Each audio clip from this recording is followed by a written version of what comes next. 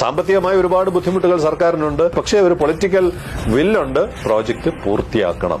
അത് ഞാൻ പേഴ്സണലി ശ്രീ പിണറായി വിജയന്റെ മിടുക്കായിട്ടാണ് കാണുന്നത്. കാരണം ഈ സമരം നീണ്ടുപോകുമ്പോഴും അവിടെ ഒരു വെടിവയ്പ് ആഗ്രഹിച്ചിരുന്നു വരും. മറ്റൊരു ഫ്ലോറിയെ കിട്ടാൻ വേണ്ടിയുള്ള എല്ലാ ശ്രമവും നടത്തി. പോലീസുകാരന്റെ കാല് തല്ലി ഓടിച്ചു. ഒരു വെടിവയ്പ് ഉണ്ടായില്ലല്ലോ.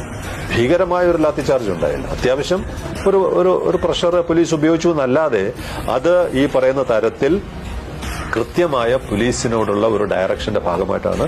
ഒരു ഏറ്റുമുട്ടലില്ലാതെ ഈ വിഷയം പരിഹരിക്കണം. 140 ദിവസം വൈകി ഒരു കുഴപ്പമുണ്ടാവാതെ LDFന് ആ ഇനത്തിൽ ഒരു നഷ്ടം വരാതെ അദ്ദേഹം വളരെ വിദഗ്ധമായി അത് കൈകാര്യം ചെയ്ത് ഇപ്പോൾ 12-ാം തീയതി കപ്പലടിപ്പിക്കുന്നതിൽ അദ്ദേഹത്തിന് വലിയ പങ്കുണ്ടെന്നാണ് ഞാൻ അംഗീകരിക്കുന്നത്. പല കാര്യത്തിലും LDFനോട് എതിർപ്പുണ്ടെങ്കിലും ഈ കാര്യം ഞാൻ തുറന്ന് സമ്മതിക്കാൻ തയ്യാറാണ്. കേരളം ഏറെ പ്രതീക്ഷയോടെ കാത്തിരിക്കുന്ന തുറമുഖമാണ് വിഴിഞ്ഞം. വിഴിഞ്ഞം അന്താരാഷ്ട്ര തുറമുഖത്തിലേക്ക് ആദ്യമെത്തുന്ന ചരക്ക് കപ്പലായ